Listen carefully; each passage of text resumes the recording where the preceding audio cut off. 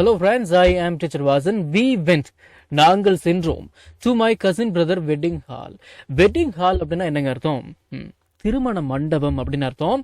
Cousin brother அப்படின்னா பெரியப்பா மகன், சித்தப்பா மகன். பெரியப்பா மகன் அப்படின்னு அர்த்தம் எடுத்துக்கலாம். கசின் பிரதர் அப்படின்னா சித்தப்பா மகன் அப்படின்னு கூட அர்த்தம் எடுத்துக்கலாம். சரிங்களா? We went to my cousin brother wedding hall. நாங்கள் எனது பெரியப்பா மகனுடைய இல்லைன்னா சித்தப்பா மகனுடைய திருமண மண்டபத்திற்கு சென்றோம். சரி, அப்புறம் I wore. சரி, இப்ப கவனிங்க. WEAR வியர் அப்படின்னா உடுத்துவது, அணிவது.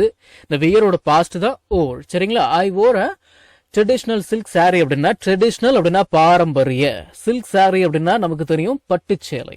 I wore a traditional silk sorry அப்படின்னா நான் ஒரு பாரம்பரிய பட்டுச்சேலையை அணிந்தேன். சரி, அப்புறம் the entrance was decorated with flowers.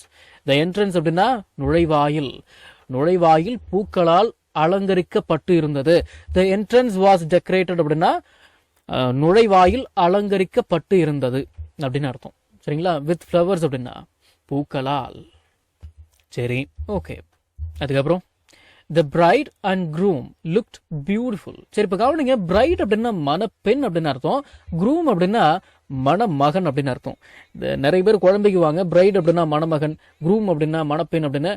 கொஞ்சம் பார்த்து வச்சுக்கோங்க. சரிங்களா? பிரைட் அப்படின்னா மணப்பெண், குரூம் அப்படின்னா மணமகன்.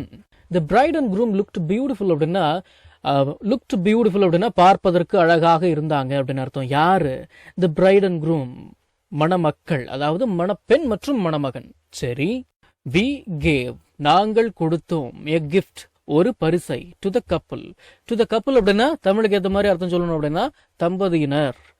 நாங்கள் அந்த தம்பதிக்கு, த அப்படின்னா அந்த அப்படின்னு அர்த்தம் இருக்கு, அப்படின்னு அர்த்தம் எடுத்துக்கலாம். சரிங்களா? அந்த இந்த அப்படின்னு அர்த்தம் எடுத்துக்கலாம். we gave a gift to the couple அப்படின்னா நாங்கள் அந்த தம்பதிக்கு ஒரு பரிசை கொடுத்தோம். give இதோட பாஸ்ட் gave, couple அப்படின்னா தம்பதி, ஜோடி. சரிங்களா? ஓகே. அடுத்தது the photographer took our family photo.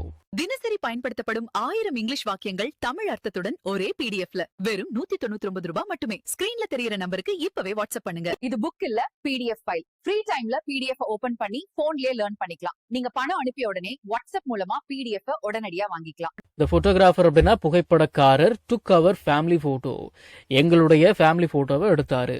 சரி, டேக் இதோட பாஸ்ட் தான் டுக், நமக்கு தெரியும். டேக் அப்படின்னா எடு, டுக் அப்படின்னா எடுத்தாச்சு. போட்டோகிராஃபர் அப்படின்னா புகைப்படக்காரர். we ate நாங்கள் சாப்பிட்டோம். a delicious feast on a banana leaf.